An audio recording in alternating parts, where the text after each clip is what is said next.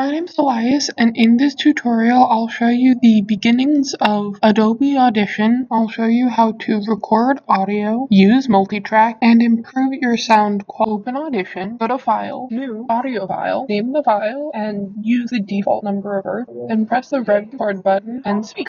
File, New, Multi-Track Session, then you will drag the audio files you would like to combine into the different tracks. I won't be doing so. If you would like to put background music underneath your other audio, you can drag under and layer the audio. Now I'll be showing you how to use the effects. Let's start with editing the pitch. Go to the effects rack, go to the arrow next to what looks like an on-off button. At the bottom of the panel that should pop out is a time and pitch button. Go to pitch shifter, and to the left is lower pitch and to the right is higher pitch. Be delicate with this because the change will be rather extreme. X out of this tab area and then hit apply. If you do not hit apply, nothing will happen. Now for 3 tips for using Adobe Audition. Tip 1. Zoom in on the full timeline at the top. If you do not, it will be incredibly difficult to edit anything. 2. When you're recording audio, record the whole audio with breaks when you're in the middle of talking. If you can't remember the whole thing, just pause,